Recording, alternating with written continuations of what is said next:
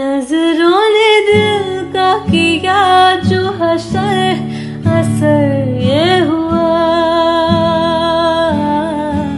अब इनमें ही डूब के हो जाऊं पार।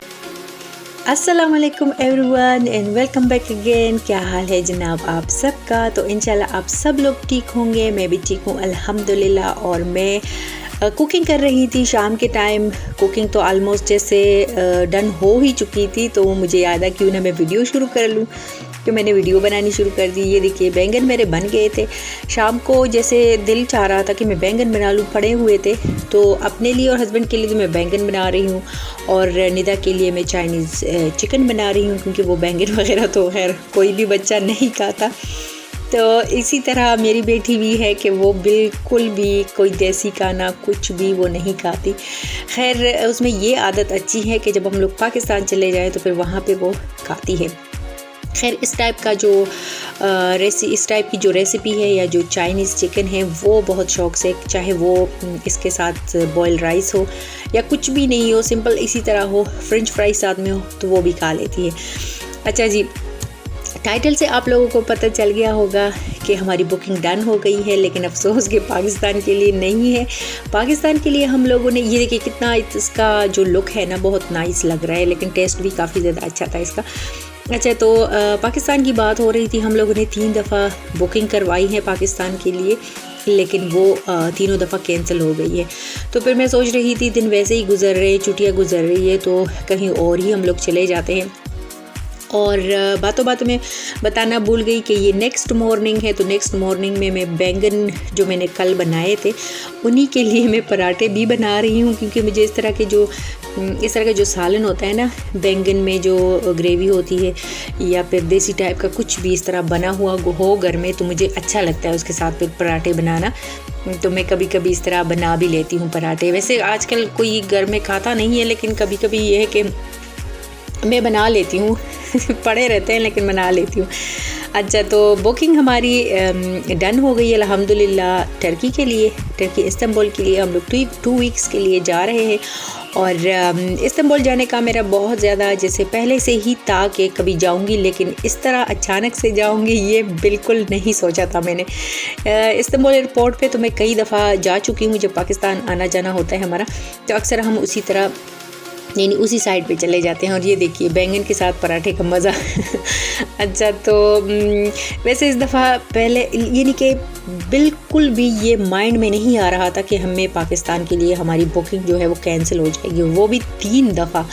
खैर अल्लाह को नहीं मंजूर था, इसी में हमारे लिए बेहतर ही रखा होगा अल्लाह ने। तो उसके बाद फिर मैंने सोचा चलो ठीक है, फिर चले जाते हैं टर्की। 3 ऑप्शंस थे मेरे पास, पाकिस्तान के बाद टर्की, और टर्की के बाद जो ग्रीस है वहाँ मैं अभी तक नहीं गई हूँ, तो मैंने सोचा ग्रीस चले जाएंगे अगर टर्की भी ना हुआ। अभी इस टाइम हम लोग निकले थे ट्रैवल एजेंसी के लिए। तो मेरे हस्बैंड के कुछ काम भी थे, लेकिन उन्होंने सोचा चलो पहले आप लोगों को ड्रॉप कर लेता हूँ यहाँ पे जो ट्रैवल एजेंसी है। तो ये हम आ गए हैं, मैं और निदा, हम लोग ट्रैवल एजेंसी आ गए थे, और जो हस्बैंड है और रायन वो बाहर गाड़ी में ही वेट कर रहे थे। और यहाँ पे टाइम भी बहुत ज़्यादा लग जाता है ना, रेयान पे बैठता भी नहीं है, तो ये लोग ज़ाहिर है फिर देखते रहते हैं। खैर इन लोगों ने देख लिया, फिर मैं बाहर आ गई अपने हस्बैंड से। मैंने मशवरा किया कि 15 को हम जाना चाहते थे, लेकिन वो नहीं हुआ। तो उन्होंने कहा कि ज़रूरी नहीं है, कि अगर आप लोग ज़रूरी समझते हो 15 को जाना तो फिर ठीक है, मैं करवा लेता हूँ, अगर नहीं तो फिर थोड़ी देर के बाद यानी कुछ दिनों आप वेट कर ले, कुछ दिन। फिर मैंने सोचा नहीं, ज़रूरी तो नहीं है कि हम 15 को ही चले जाएं। फिर सोचा कि 1 हफ़्ते बाद चले जाएंगे। तो इंशाल्लाह अब फिर हम लोग वेट कर रहे थे, गाड़ी में ही हम लोग बैठे थे। मेरे हस्बैंड चले गए थे रेस्टोरेंट वगैरह से कुछ लेने के लिए, रेयान और हम लोग वेट कर रहे थे। जब सारा कुछ जब डन हो गया तो उन्होंने इशारा किया और मैं चली गई।